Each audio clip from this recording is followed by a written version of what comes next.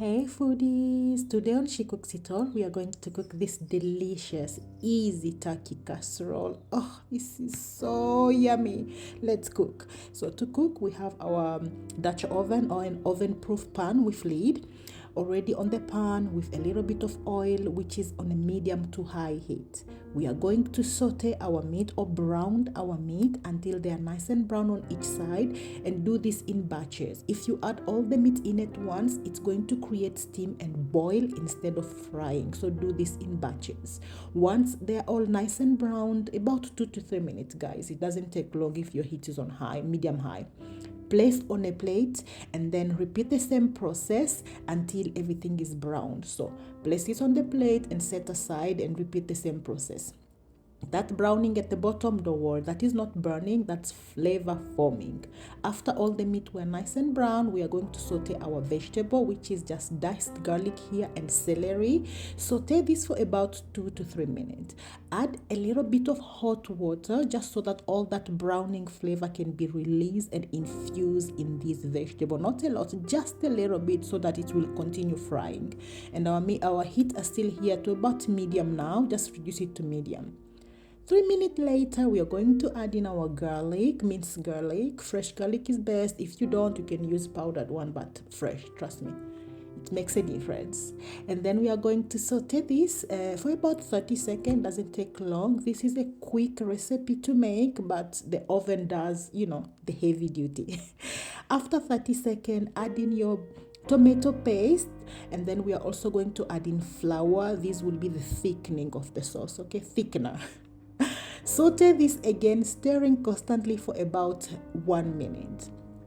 After that, we are going to see how it will look like. At least keep on sauteing this. Don't add in your meat straight away. So we want to cook the flour first. After 1 minute, we're going to return our brown turkey pieces into the pan and continue to saute this for another minute, or until everything is coated with that vegetable mixture.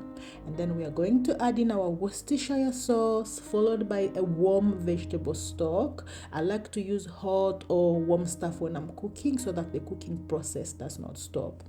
Once you add in this, then give this a good stir just until everything is nice and mixed well, okay? And then we are going to go ahead and add in our herbs, which is just bay leaf and rosemary. And if you have thyme, guys, add in also, a sprig of thyme.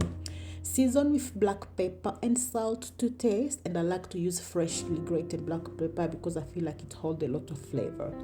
And after you add in this, you're just going to give this a good mix again until everything is incorporated. And then we are going to remove this from the heat and place it in a preheated oven. My oven is heated at 140 and it's a fan assisted, so adjust this according to your oven style. I have the recipe on the blog and the link is down in the description, and I'm going to list all the ingredients also in the description, guys, okay?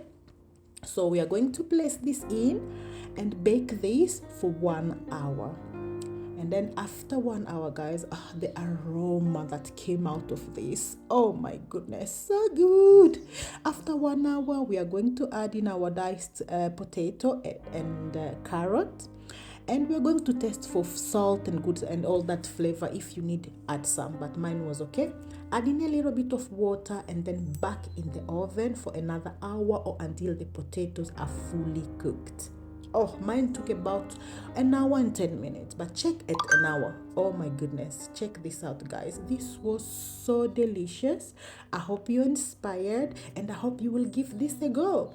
Thank you so much for watching. Until next time, guys. Bye.